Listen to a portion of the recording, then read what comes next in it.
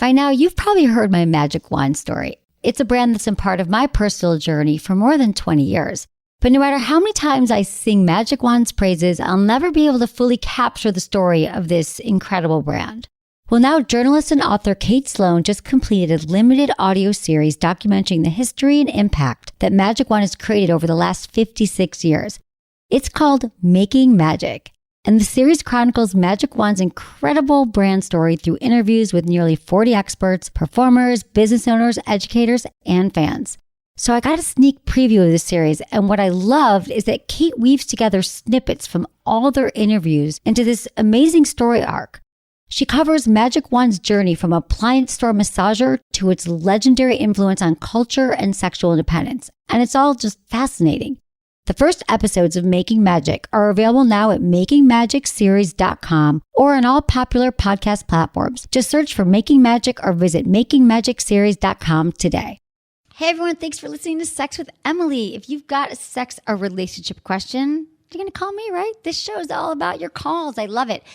So today's show, the topics include finding a playmate to help you enjoy your sexual peak, trouble climaxing with a partner, balancing a busy family life with an even hotter sex life, turning casual dates into something more, and tips to get you started on your solo sex adventures.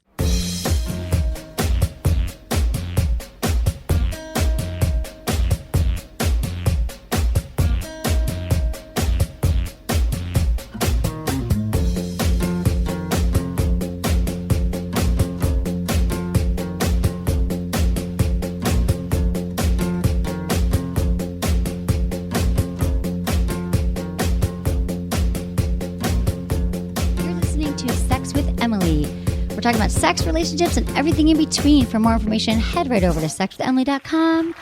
You can have a party on our website now. You know, we update it every single day. If you haven't been there, with blogs and videos and things to help you have better sex and relationships. And while you're there, please subscribe to our podcast. It really helps the show when you subscribe. It's easy. You just click the subscribe button there on the site. It's easy. Then you'll know we do 2 shows a week. We release shows on Tuesdays and Fridays.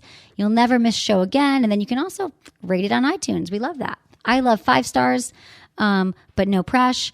Also, follow us on social media. If you're ever wondering what really goes on here in the office, it's pretty freaking interesting, I have to say. It's like no other job.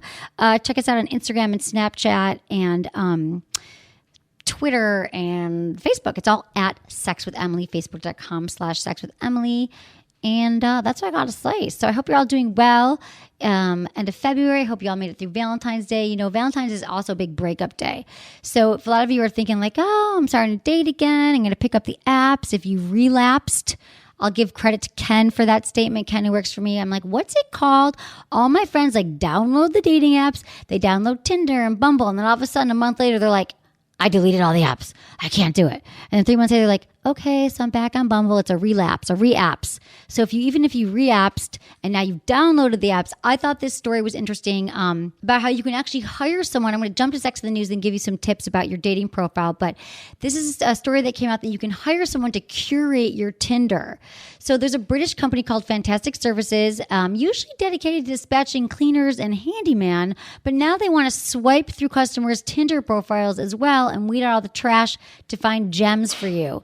And so for a price, they'll do like 500 to 5,000 swipes, present its paying customers with a curated selection of ideal Tinder matches. And so they're like, it's funny that they're going to do your gardening, pest control, and handyman. Oh, and we'll swipe your Tinder. So that's not a bad thing. I want someone to come to swipe my Tinder too, because I get exhausted by these apps. I like them. I do the same thing. I don't necessarily delete them. I just don't like turn them on. But, you know, I think if you're looking to find someone, I think the apps are great.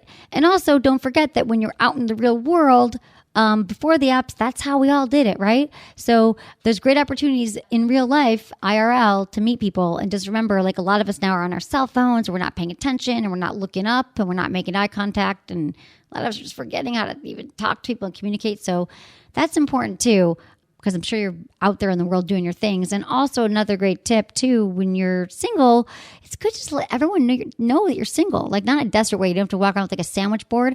But if you're talking to your friends and they're like, how you doing? You're like, yeah, I'm dating. If you know anyone, fix me up. because they might not know it at that moment, but the next day they might hear someone and they'll fix you up. So just let everyone know you're single. Like when you're looking for a job, it works. So here's just some do's and don'ts. Also, if you don't want to hire this service that's also like cutting down your trees to swipe for you, here's some tips for building a really good app, a profile. Because I think a lot of us, we're not great at marketing ourselves. We don't know what looks good. It happens here all the time in the office. I'm like, isn't this a cute picture? And they're like, nah, not so much. We don't know. So sometimes you have a good friend you can ask, but sometimes, there's just a few tips that you can follow that will help you. So I think a great thing is to post the best pictures that represent the things that you love. Like just besides like, oh, this is a really hot selfie of me. But if you like fishing or camping or going to the museum and you got a picture of you, or painting, doing something other than drinking with a red Solo cup. I mean, I don't know. To me, that's a turnoff. If you're just drinking with your friends all the time, nothing wrong with drinking with friends. Love doing that. But I don't know. It's good to show that you're out doing things in the world. So pick the best pictures that represent things you love. It's okay to pass it by a friend and be like, hey, what do you think of these photos? That's not a bad thing. If you're a guy, ask your girlfriends. If you're a girl, ask your guy friends. Get that sample. Also, don't pick a shot of you and your like 5 closest best friends as your default picture.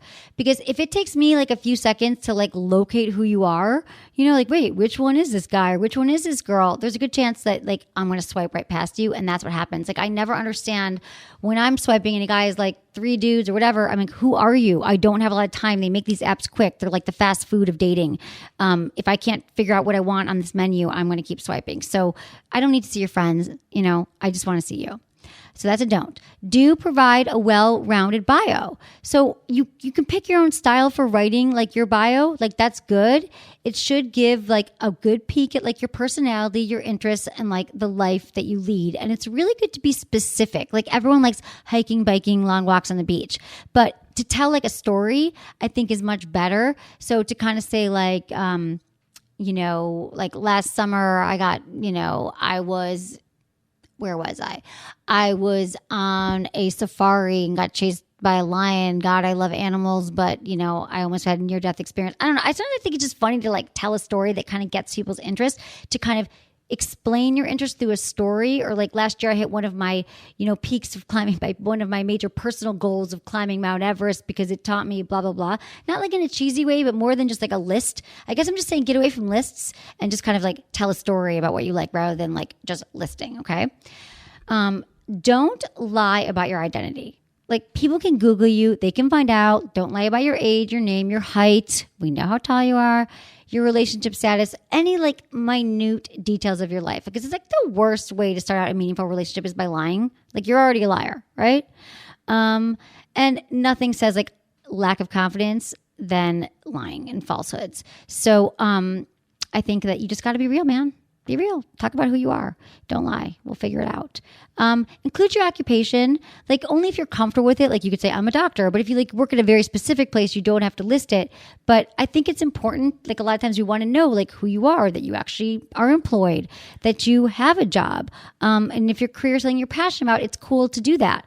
I've also read some studies that say like it's if a lot of apps now want you to link to your social media. So if you feel comfortable, it lends you credibility. So linking to your Instagram or linking to your Twitter can kind of make people feel safer and kind of look a little bit more into who you are. So I think that's, if you're comfortable with that, that's a great way to kind of round out your profile. Here's another thing. A study came out that said people don't like when people brag, which is confusing now because I'm saying like, we all think, oh, I want to talk about my best thing. So if you like, graduated like top of your class, or you have like a bunch of really nice cars, or, you won all these awards, like that's great. Like maybe that comes later on, like once you get to know someone, but I think that bragging is a huge turnoff. And that's another reason why they said it's great to link to like social media and other things that will kind of substantiate those claims or will show those things about you rather than you having to tell them. And also don't write an autobiography or leave your profile blank. Like there's a sweet spot. Okay. There's a sweet spot. No one wants to read a ton of things, a ton of words, like 5 paragraphs. And actually a lot of the bios just give you 500 words. But if it's too short, you come off as lazy and cocky, maybe like, oh, does she just think she's hot, or he just think he's super good looking that he doesn't have to write anything? But if it's too long, you're like, oh, I can't even read this. I got to keep going. So again, there's a sweet spot. Share what you're looking for in a relationship. Everyone like uses apps like in a different way. So it can be hard to tell like if you found someone that if you're on the same page. So if you're looking for casual partner, say that you're looking for a casual partner. It'll save you a lot of time. It'll save that person a lot of time. And if you're looking for something serious, put that down. I'm looking for a serious relationship. I'm not looking for a casual hookup. It says, I appreciate when people put that down on their bios because like, then I know like we're on the same page or we're not. Also, do not, even though I'm leading the sentence with negatives, do not lead with the negatives. Talk about what you do like in detail. You don't have to list all your dislikes off the bat. Like, don't you hate traffic in LA? Don't you hate when chicks just ghost on you? I mean, you really like what? Jerry Seinfeld. Don't you hate it when all this stuff happens? Right. You're not Jerry Seinfeld. And the same things goes that when you share like what you're looking for in a partner. Like, it's okay to say hope you love dogs because I love dogs too, or I really like whiskey, but like don't list like what you're not into, like someone who's lazy and only sits on the couch, or like I had a guy who said like, I read a guy that was like, if you have a cat, swipe right, like, I don't know. To me, that was offensive. I guess if you have allergies to cats, but just like really, you just like cut out a whole bunch of like cat women. I don't know. It just seemed sort of negative to me anyway, even though I don't have a cat. I didn't like that. Now, I get what you're saying. Like, you might think, oh, but I'm just being funny or I'm just being honest. Like, I don't like redheads. Like swipe the other way. But this kind of makes you look like a rude, judgmental jerk. And I just don't like judgy people. Now, there are judgy people who are attracted to judgy people, but I just don't think that's the right way to live in the world. It's not going to get you far in like work life. I can tell you that. And I don't know. I just don't think that it's just a mature way of living in the world. So you never know who you'll end up vibing with. Like, what if the cat lady is the woman of your dreams? Okay. So keep an open mind, or at least a very open-minded dating profile. Okay. Do that for me. Okay, you guys, we're on to calls now. If you have a question you want me to answer on the show, I love that. So easy to submit your questions. Go to sexwithemily.com, click on the Ask Emily tab, fill out the form, hit submit. That is it. And there's an option to click call in, so you can call into the podcast and just include some information like your gender, your age, where you live, and how you listen to the show. Can't wait to hear from you. Okay, we have Kyle. He's 35 from Baltimore, and he's got some orgasm issues. Kyle's having trouble climaxing when he's with a partner and wants to overcome this dilemma. Hey, Kyle, thanks for calling. Hi, thanks for having me. Of course. Tell me what's going on. Okay, so I'm 35, and I only started having sex about 10 months ago. Okay. Which I know is really late in life. And I've been meeting a lot of people online, and I've had different sexual partners, and I haven't been able to climax with any of them. Okay. All right. So do you masturbate? Yes. And you're able to climax like pretty regularly every time? Pretty regularly, like 80-90%. Okay. And how long does it typically take when you're masturbating? I don't know, anywhere from 5 to 20 minutes or so, I guess. Okay. And are you watching porn? Are you thinking? Most of the time watching porn. Okay. But ironically, sometimes I'm thinking about my sexual encounters and climaxing from that. That's not ironic at all. No, dude, that's old school. That's good. That's how a lot of people did before there was porn to watch so readily. Yeah. Yeah. So when you're with these partners, the few things that's going on here. Are you feeling like you're nervous when you're with them? I mean, I know you're new at having sex, so like, is there just like anxiety? Are you in your head the whole time? Are you thinking like, oh my God, am I going to come? Am I not going to come? You know what I mean? Like, what's going through your head?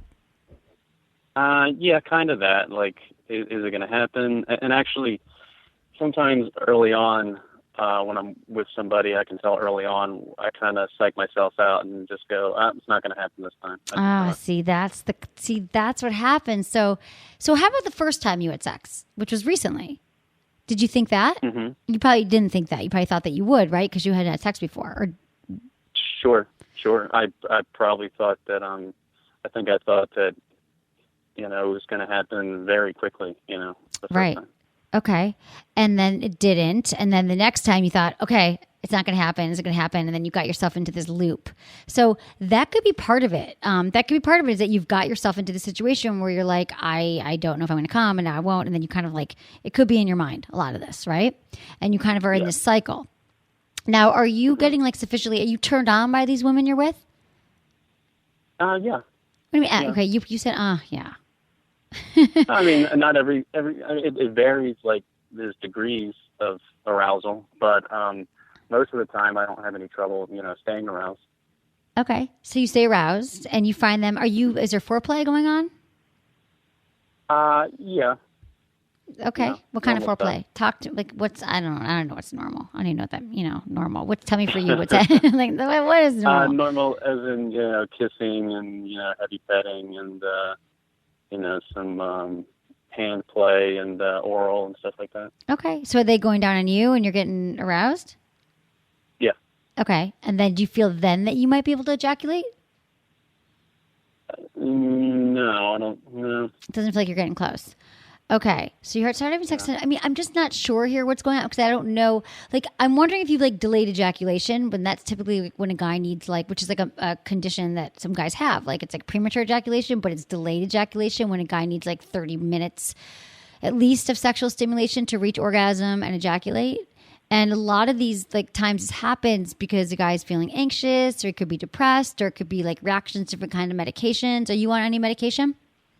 No, none. No medication. Do you drink? None. I don't. In fact, I'll drink during the date. I'll have a drink. But Okay. In fact, I've never been drunk before. Wow. Okay. Good. How about anxiety? Any anxiety in your life? No. You're a pretty more chill than dude, the usual person. right? Yeah, I guess so. Okay. Yeah. I'm just wondering if that might be something that's going on with you. Or maybe like, are these women that you've been with, do you actually like know them, or is it more like one night encounters? Have you like built more of a relationship with people that you feel safe in, that you trust? Okay. Most of them have been just one or two time sort of things.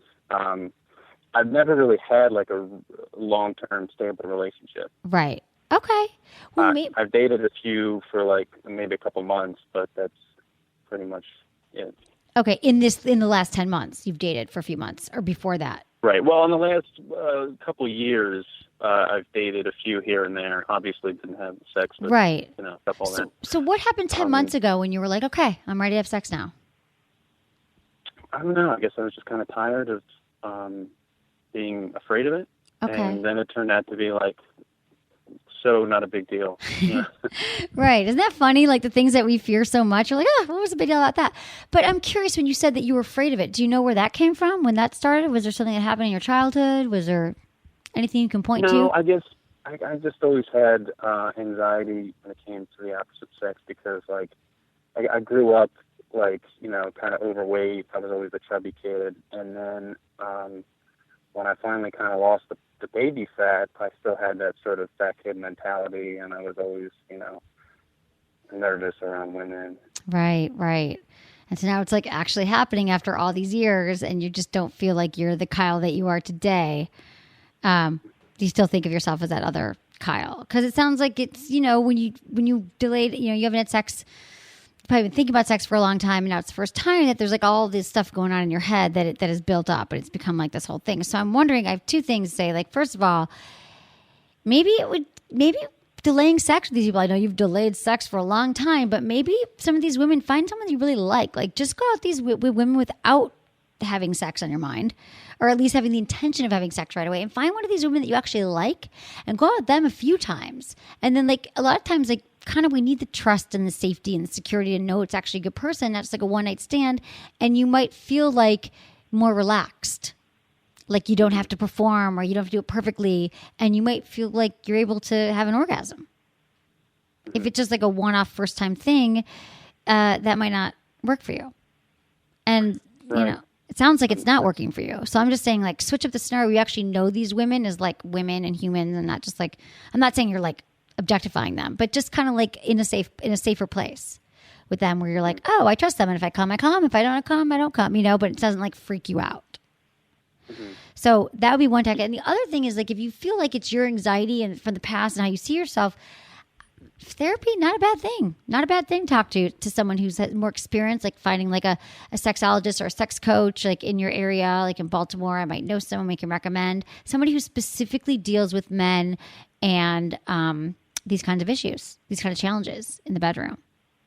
Because it's very specific, you know, like I feel like this is like a specific thing that's happening. You've waited a while to have sex, having some issues around like, you know, that you were the chubby kid and now you're not, and you're still kind of holding on to that. So I would try one of those two things. Have you ever had therapy before? Talked to anyone about this? No, I haven't. Yeah. No, I was considering it before I started having sex because I was like, I got to get over this hump. I got to get over the hump and hump. But now you're having the, right, I get it. And you're there. So you got over one hump. You're like, oh, not a big deal. But there's still some things lingering. And I don't know if you want to like also get checked out by your doctor. Because if it is like delayed ejaculation, there's a lot of things, which is like there could be some things going on. Have you gotten checked out by a doctor at all lately? No. Okay. Was there any like cultural or religious stuff going on when you were a kid? No. Nothing like that. All right. No guilt around sex. No guilt around sex at all. Okay. I mean, I just think get checked out. I would go to your doctor. You could talk to your doctor and tell him what's happening. Or also we could give you some names of some people who specifically work with men around this. But I think also 10 months isn't very long. Like how many women did this happen with? Baker's dozen. 13. Okay. 13 women in a row. You haven't been, okay. And are you still masturbating regularly? Yes. Okay, here's my other thing. What if you don't masturbate for what if you just take masturbation off the table right now and you don't masturbate before your next date for like a week or something? Mm-hmm. I think that would probably help, yeah. I think you should stop masturbating.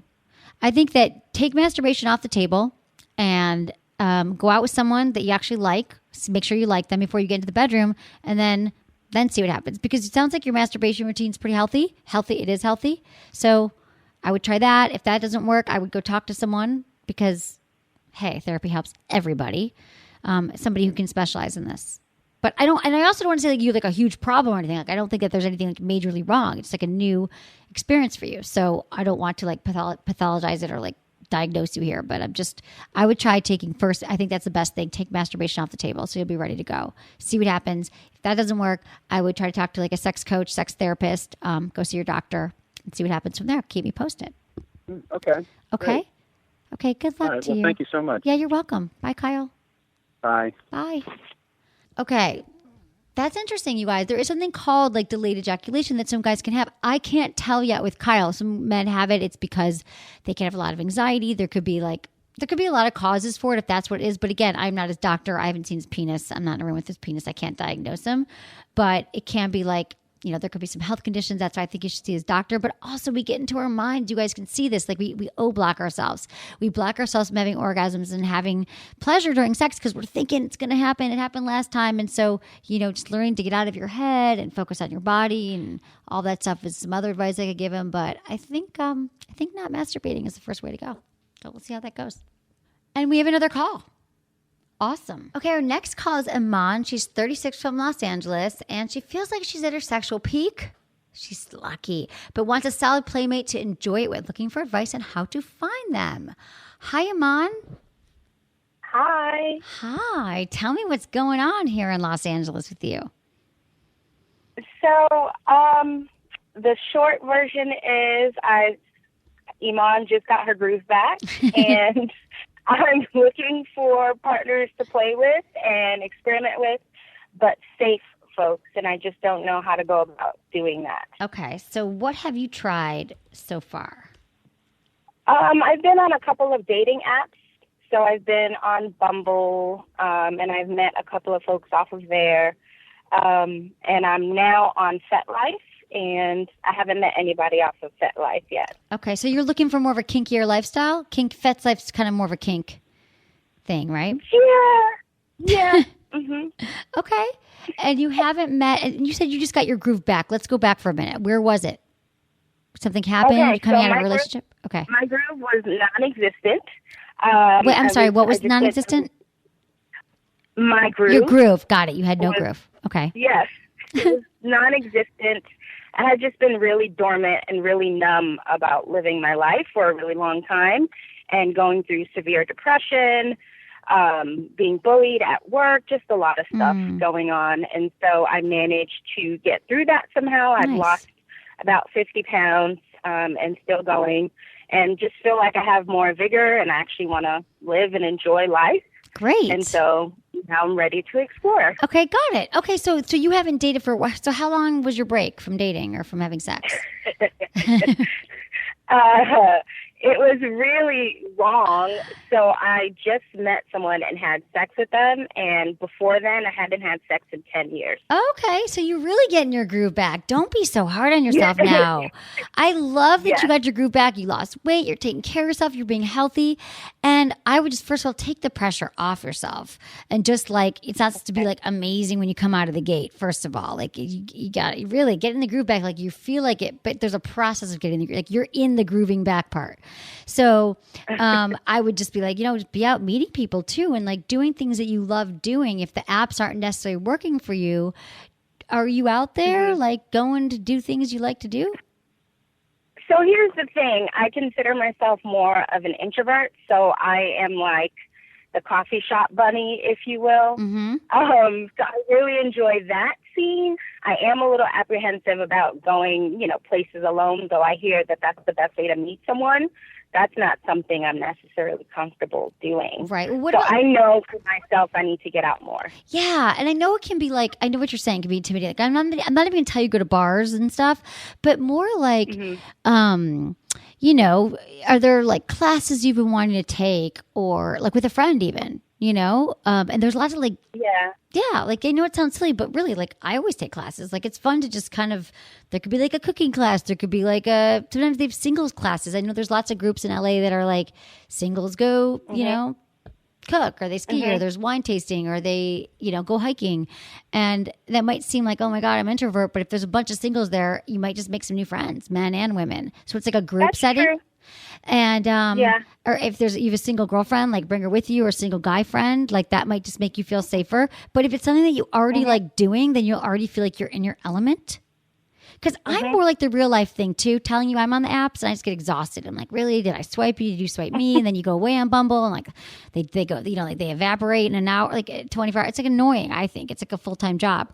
So I know that you're introvert, but to me, like you sound like you've got a great personality, and that actually maybe you're not as introverted as you might have once been. I'm going to challenge you on that.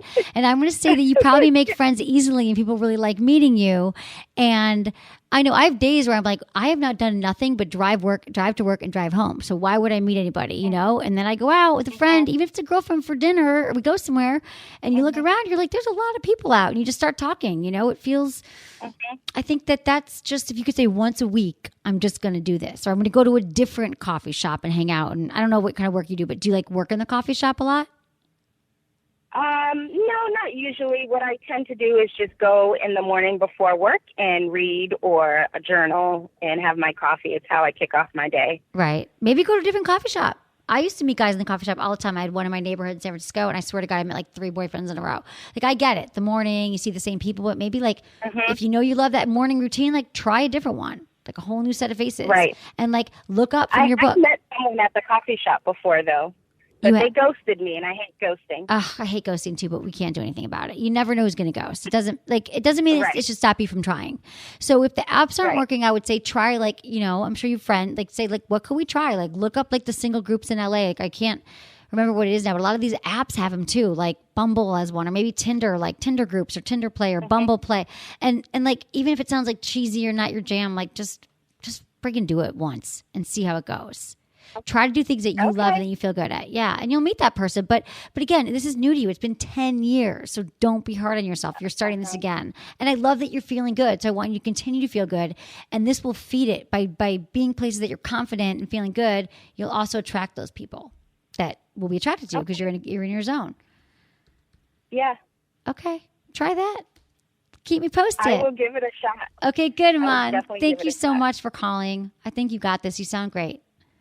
I totally get this. I think sometimes we just get into our life. We're like, why aren't I meeting one? Why aren't I meeting one? And I always say to people, like, what have you done differently? Like, if you are taking the same route home from work every day, going to the gym, doing the same exact things, you're probably not going to meet someone, right? You're not going to meet a new person. So try to mix it up. I should have mentioned also, there is this app, Happen, Happn, I think, where it kind of geotags you if you are cross someone's path a few times. So if you are in that path, you're like, I'm not changing my route. You might find someone who's also on the app and think, like, you guys were at Starbucks 3 days in a row, and it'll match you. Okay, so now we're going to give a shout out to our sponsors. I so appreciate everybody for supporting our sponsors. You know, I only talk about products and services and toys and things that I've personally used in my body, on my body, in my mouth, meaning like foods and stuff like that, of course. But thank you for supporting them, and we'll be right back.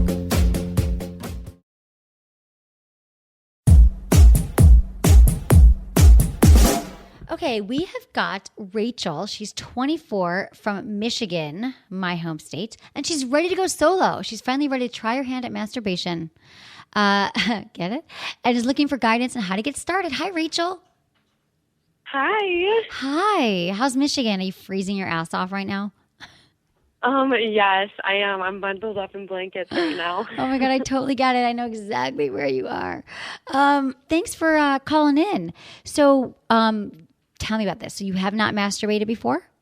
No, well, I have a little bit of an update, but originally I had never masturbated before. I was really nervous to start. Okay.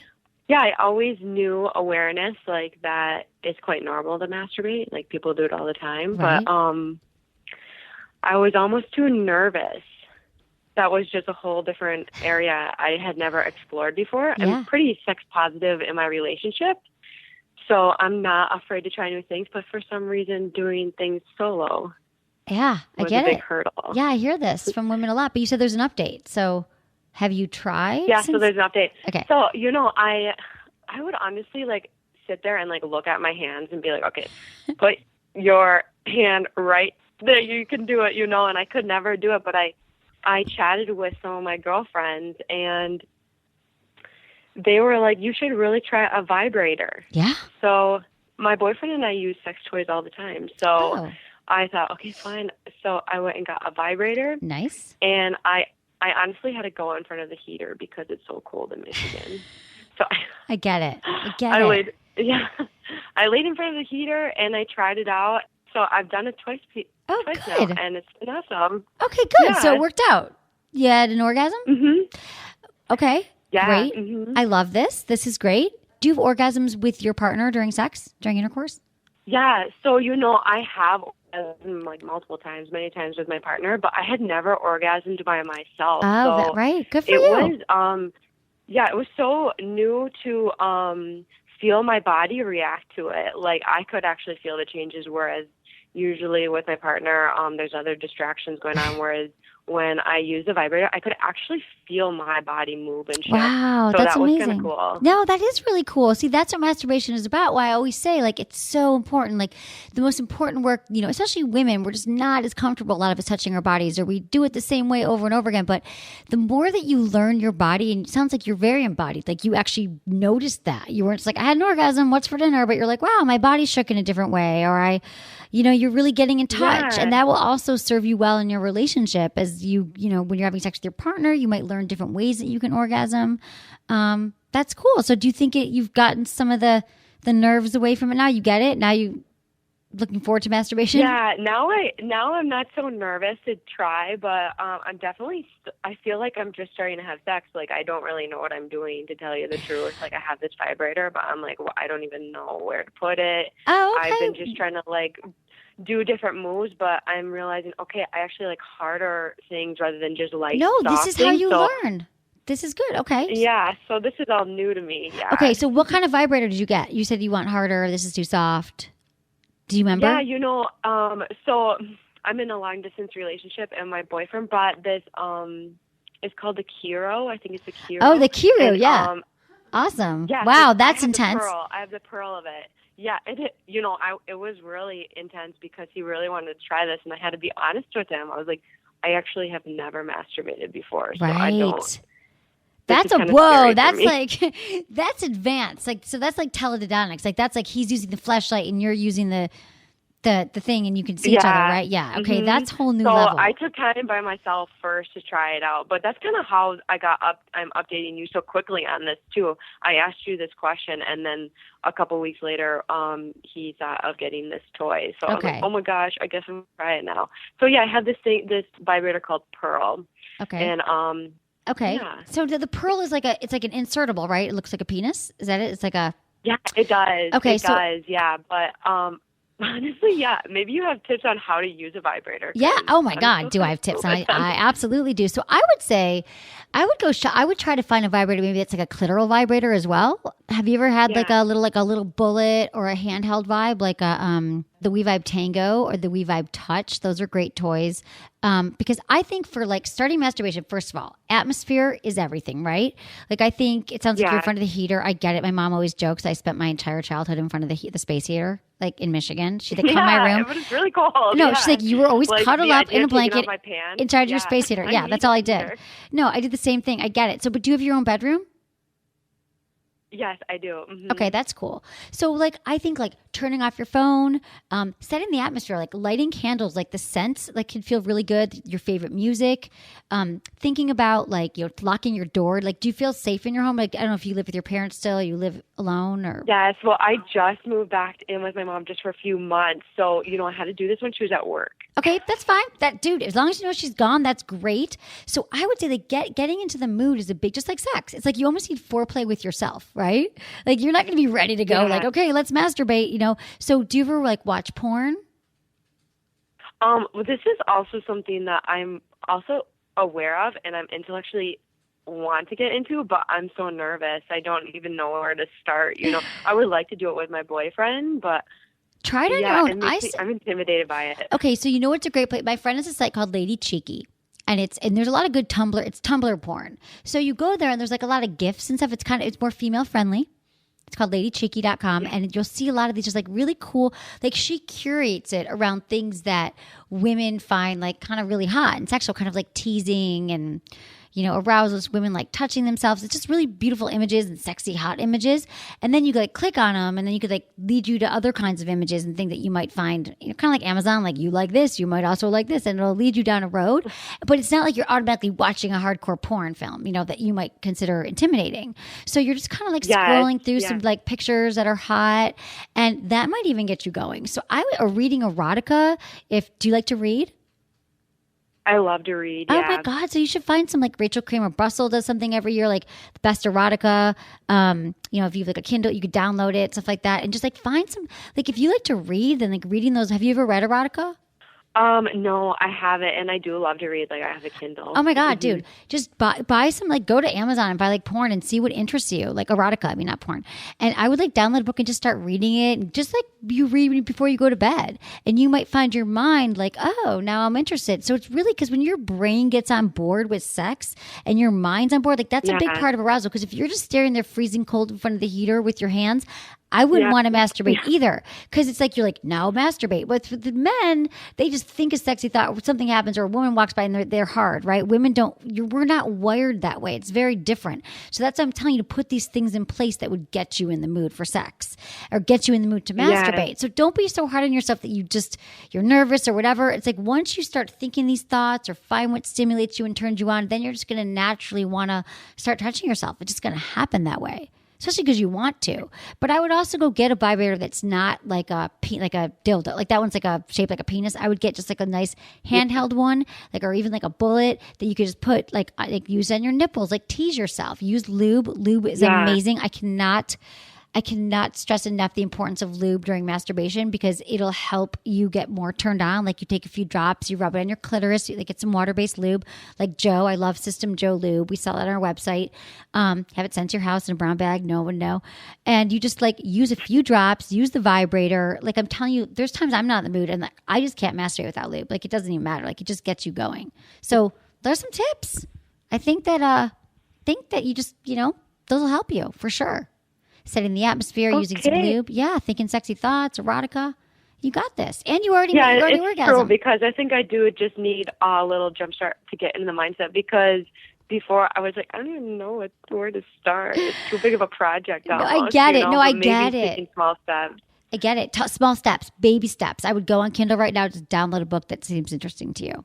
Maybe start reading tonight without the pressure of masturbation. Just see where it takes you. Yeah. Okay, cool. Good. Thank you. You're so welcome, Rachel. Stay warm and hot. Okay. Thank you so much. Yes. Bye. Bye. Thanks. Oh my God, I was just taken back to like my childhood bedroom. Although I never even knew what masturbation was until I was 20.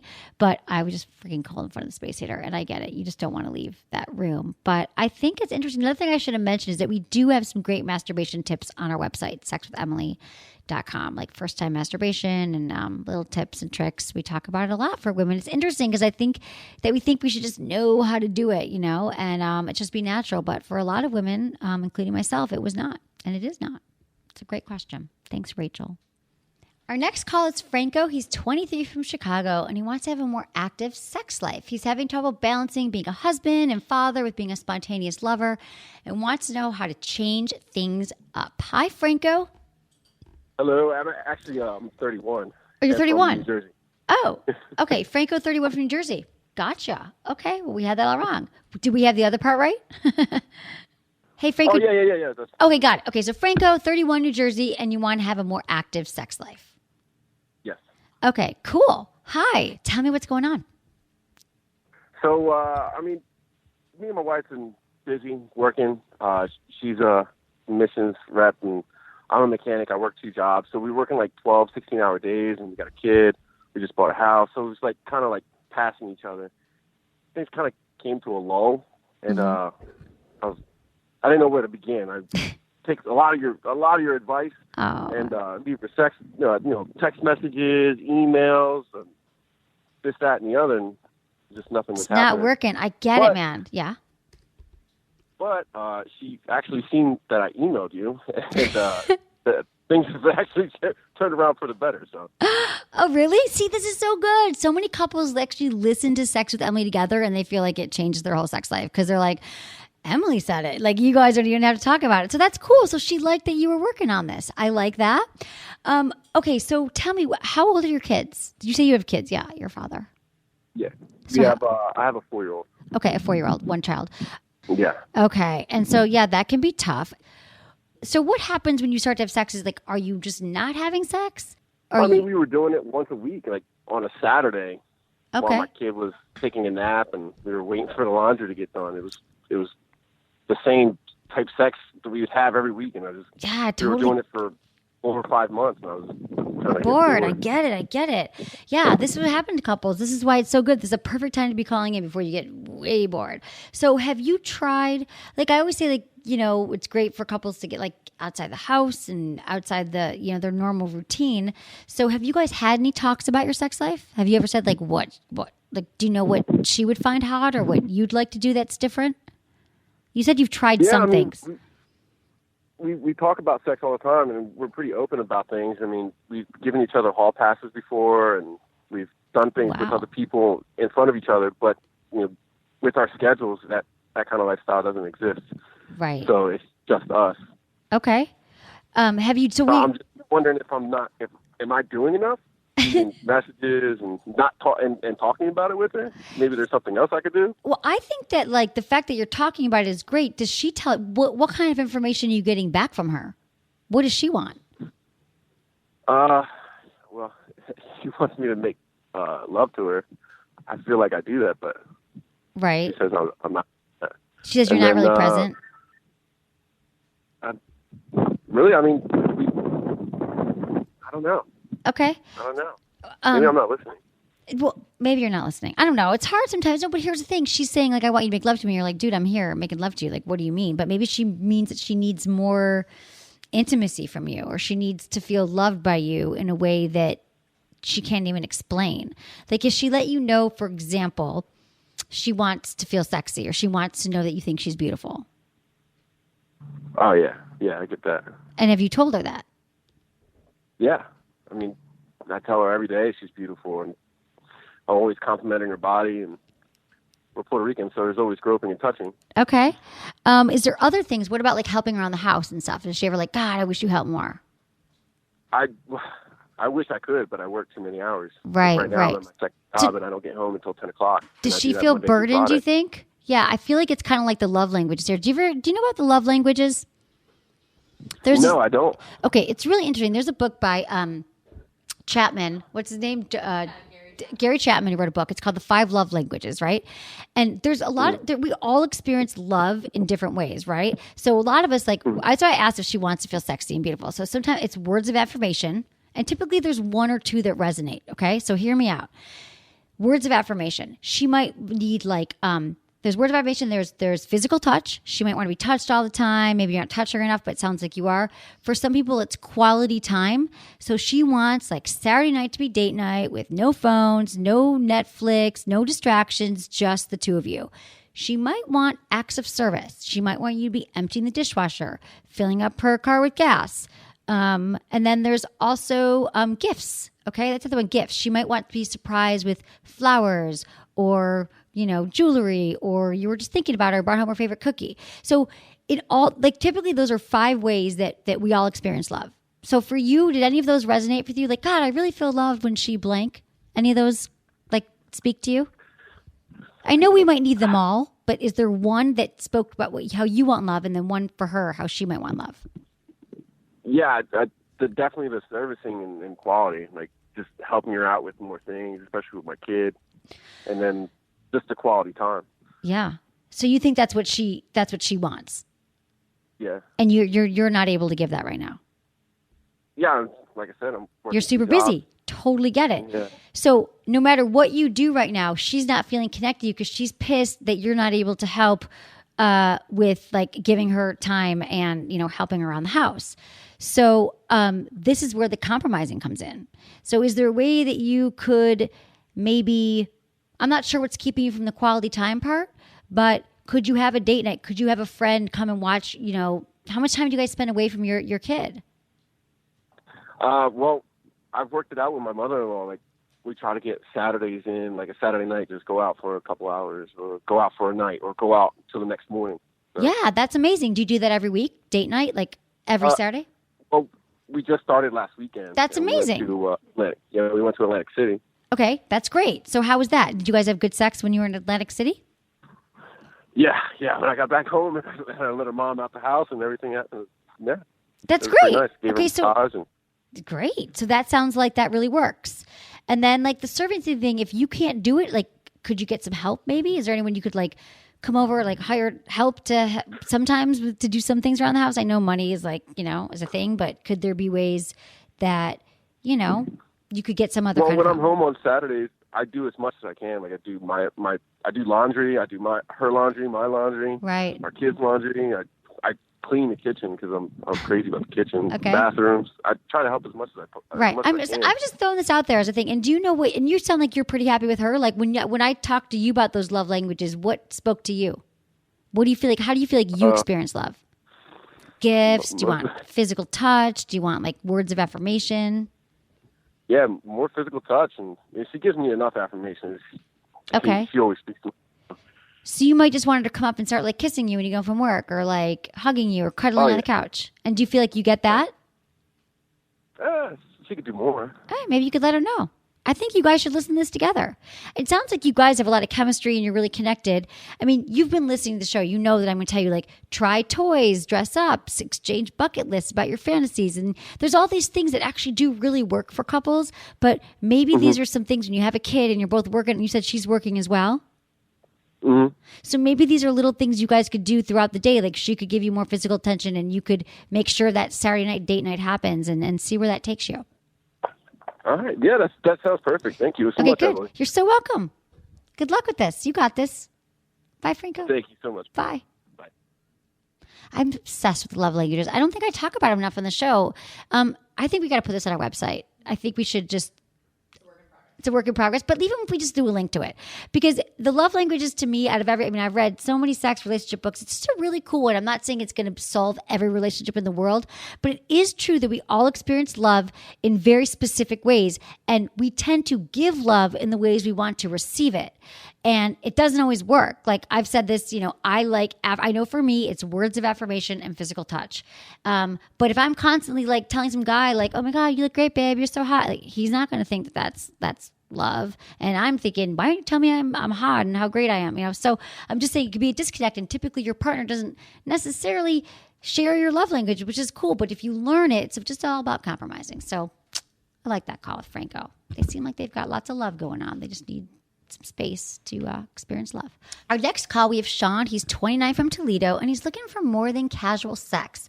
Sean's been actively dating, but can't find a girl who wants to settle down with him and is wondering what he's doing wrong. Hey, Sean. Hi, Emily. How are you? I'm so good. I want to help you here, man. Tell me what's going on. Also, first, I want to say thank you for answering my analingus question on Friday. You are so welcome. It is the year of anal, I swear to God. I'm so happy to answer. That's my big thing. Your big thing, analingus. Well, okay, check. Analingus. Now let's help you figure out the casual sex thing. So tell me what's going on. You're looking for girls in Toledo. Yes. Okay. And I've asked quite a few girls out, I would say. It just seems like the girls I attract either want something other than a relationship, whether it's money or materialistic things from me, or are not monogamous.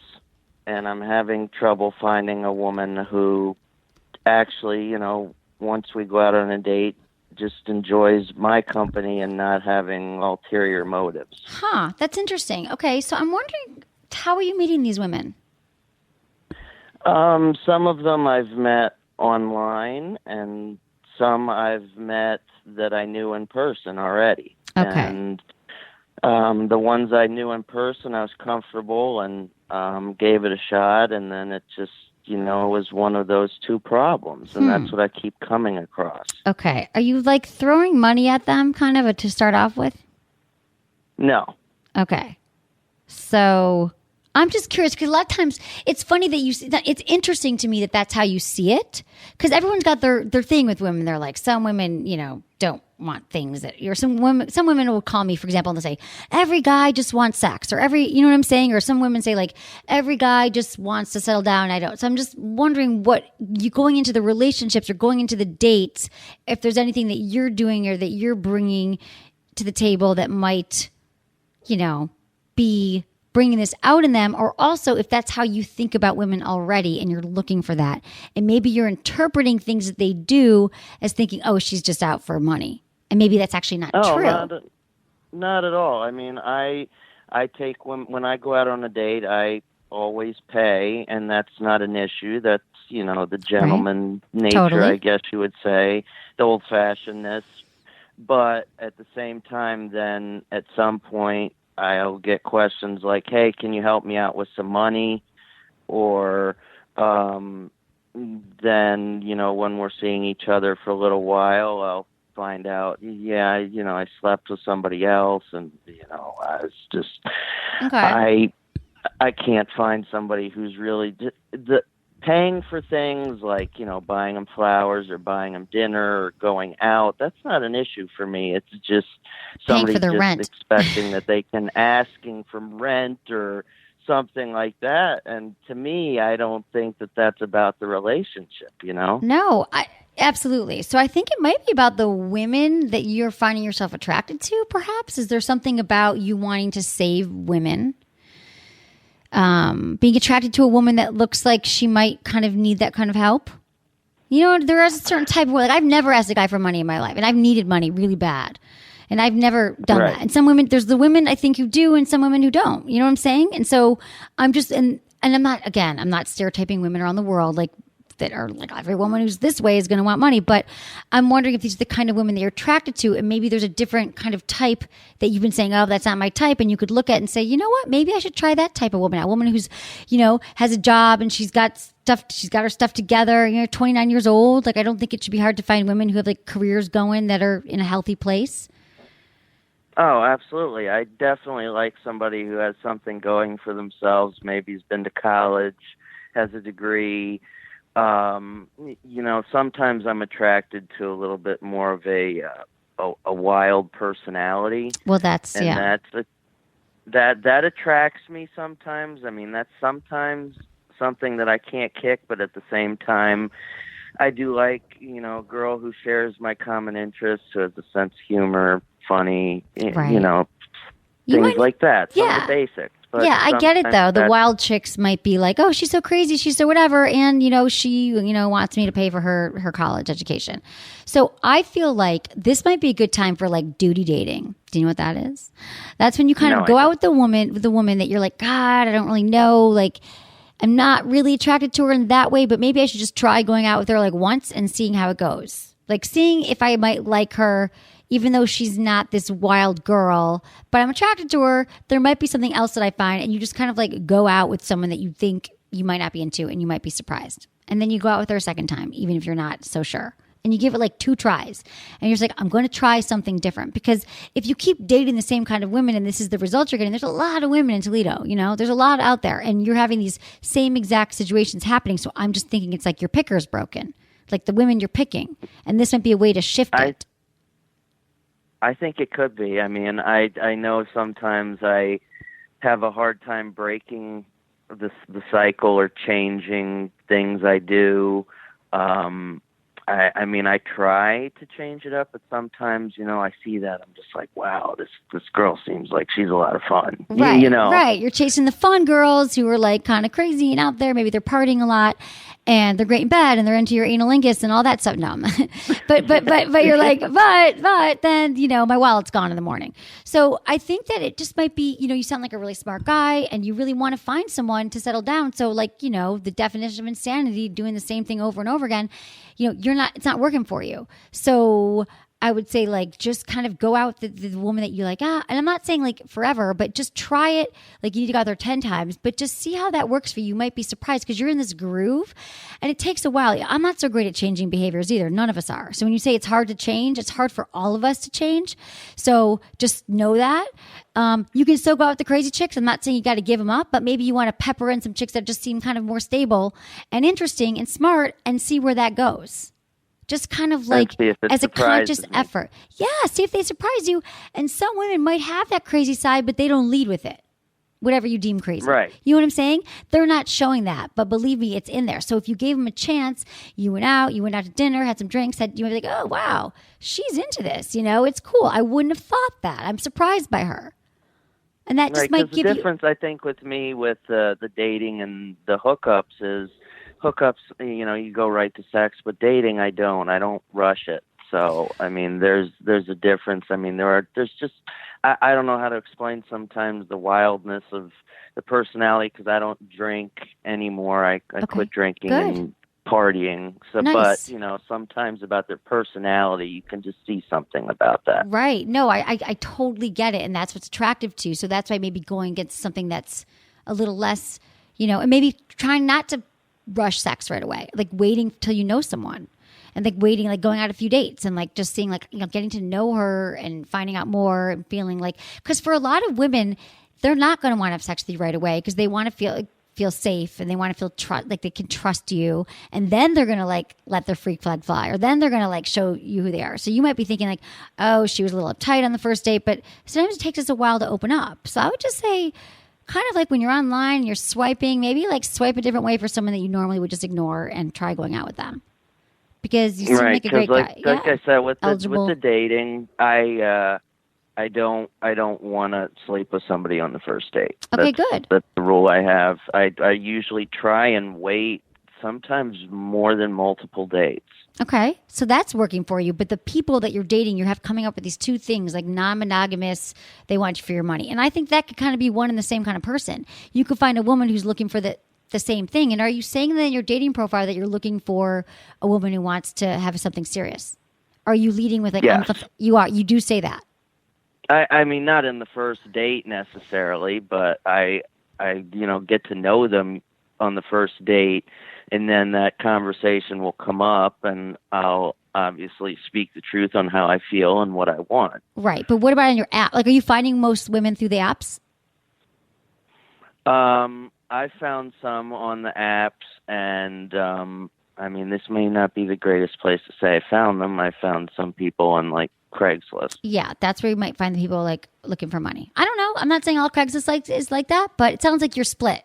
Part of you wants a crazy fun chick, and then part of you like wants a serious relationship. And so I just think you got to take a step towards that. And if you're on the apps, I would say if you're on Tinder, Bumble, whatever, you should say I'm looking for a relationship. I'm looking to settle down. Like I read the guys' things. If they're, I'd be looking for the guys who want, and I see the guys who are like, I'm just looking for a hookup. I don't swipe on those guys, or I swipe. What is it? I swipe left. But if I see a guy who's like looking for a relationship, I'll swipe right. Like I think that it doesn't make you sound weak. It doesn't make you sound. You're just like stating what you want. And then the girls who are just looking for a good time, you wouldn't match with. Right. Yeah. So I think it's just the process that has to change. Your dating, your selection, your picker process. Not your pecker, your picker. Yes, I definitely agree with you on that. Okay. So try that and see how it goes. Just try it. You're like, I'm not that into it, but I'm going to go out with her. And you might be surprised. Okay. Because I don't think that everyone was like that. Yeah. One other question. Of course. Quickly. Go right ahead. It's another sexual question, but it's a medication question. Sure. So I'm on multiple medications, and I do take antidepressants, and I believe they make it for me unable to climax sexually. I've actually never climaxed from sex or oral sex and I know it's medication I'm on, and I've been sexually active for a long time. Okay. And it's never happened. And I don't know if it's a bad thing to say, but I say to women when they, I tell them ahead of time, I say, don't worry about it. It doesn't happen. If it does, great. And I've gotten to that point, and I don't know if that's a bad mindset to have about it, but I just never happened. It never has happened. So you're on antidepressants, and you said yes, SSRIs. I'm sure you're like on an SSRI. I take bipolar, got it, depression, anti-anxiety, all those things, sleeping medications, and I take like 8 different medications. Okay, that is going to do it. That is going to kill. I mean, do you still have a sex drive though? You still get turned on? You get erections? Yeah, but the only way I can climax is from masturbation. Okay. Have you been on the same meds for a while? They change me here and there, but for the most part, yes. I've been on medication since I was 4 years old. Okay. Have you talked to your doctor lately, your psychiatrist, and tell him that this is going on? Yeah, and sometimes they'll say, don't take this before you have sex, or it shouldn't kill your sex drive. And at the same time, I'll tell my primary, and he'll say, oh, yeah, this is your problem. Right. Well, they're right. It is your problem. I mean, that's a lot of medications, and a lot of times they can tinker with it. So you got to find a psychiatrist, and maybe he isn't the right one anymore. Like I'm telling you, you're going to get a lot of different opinions. But this is, I think that they can you can go down on some medication. Sometimes like things change over time. If you haven't updated or met with your psychiatrist lately, they could kind of give you something that can kind of counter some of the symptoms, some of the side effects that you're having from the medications. Because it would make sense that you could only do it during masturbation, and maybe part of it could be psychological because it hasn't happened for you ever. So you're like, it will never happen. But I think a combination of talking to your psychiatrist or your primary, it sounds like he's more on your side with this, or you need a new psychiatrist, because any psychiatrist who's going to be like, yeah, that's how it is. Bye. I don't love that, because there's a lot of different kinds of medications, again, that you can take that can counteract those side effects. Or he's right. I mean, he's usually the kind of psychiatrist who'll say, well, do you need more medicine? And I'll be like, I don't know. He'll give me something if I need it for some like depression, or his first answer is to up my drugs. Yeah, I don't know if I mean, that's God, you know what? Unfortunately, that's how a lot of psychiatrists are, to up the meds. And that's not always the answer. And so I don't know if you've been with the same guy for a while, but it's great to get another opinion. I'm telling you, you could get a lot of different opinions out there. And there's maybe one who's like specialty is like, yeah, I know that it kind of sucks. A lot of these medications are going to kill your sex drive. You won't be able to ejaculate, and here's something we can try. And like, I know that's hard saying don't take this before you're going to have sex, because sometimes you don't know when you're having sex. You're like, God damn it, I took it at dinner. I took it this morning when I woke up. How did I know I was going to get laid tonight? So to me, that's not a solution.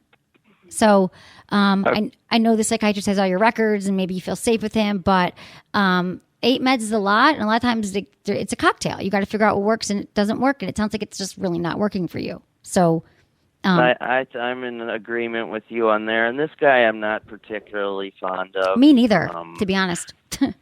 Well, thank you. I'm glad you agree with me. Yeah, I am. I don't like these like up your meds or don't take it in the morning. Like maybe for some people that if they're in a relationship, they know like, oh, we're having sex tonight, but you don't know. So that actually is not a good solution. So I would talk to your doctor. If he does, I would try to get a second opinion, go see a psychiatrist, tell him what you're on. Because a lot of psychiatrists do advanced training. They're always learning, reading about new meds. Like there's new stuff coming on the market, and they'll want to work with you on this problem. And some are like, let me just write you a prescription and get out, and that'll be $350. You know what I'm saying? So I would shop around. And my primary, he wants to put me on Cialis, but at the same time, I'm like, I'm 29. No, you don't need another med. You don't need another medication right now. You don't need to have an erection. Actually, you're getting erections. Your problem is with ejaculation. So, yeah. So he's wrong too. You need a better psychiatrist.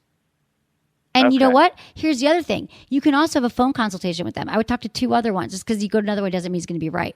But you got to shop around. Talk to him on the phone. I will. Okay. Good luck to you, Sean. We got this. Thank you got very this. Much, okay. Emily. You're awesome. Thank you. Have a great night. Thank you so much for calling. You too. Talk to you soon. Bye. Wow, there was a lot there. Okay, yeah. Meds, you guys, I'm telling you, sometimes you don't even realize like these pills we're on. I think a lot of us take a lot of medications, and that's because we don't need them, but we have to monitor them. Sometimes we have side effects. They go away. Sometimes they come on later, and we don't know what it is. For women, we're not often warned that birth control can kill our sex drive. I get it, but just you just get informed about what you're taking. A lot of times there's an alternative that you could take that could have the same results but not have the same side effects. So don't be afraid to talk to your doctor about what you're on and making changes, because none of us want to suffer with bad sex. And unfortunately, all these medications, like, guess what? You won't be depressed. You can be super happy now, but you'll never have an orgasm, right? That's just depressing to me anyway.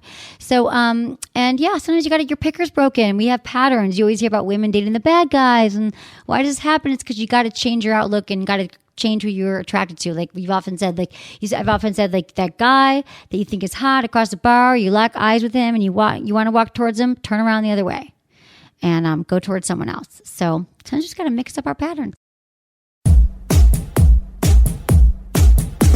Thanks to my awesome team, Ken, Kristen, Elisa, Brian, our interns, and Michael. Thanks again to all my amazing listeners. This is a blast. Thanks for listening. Was it good for you? Email me, feedback@sexwithemily.com.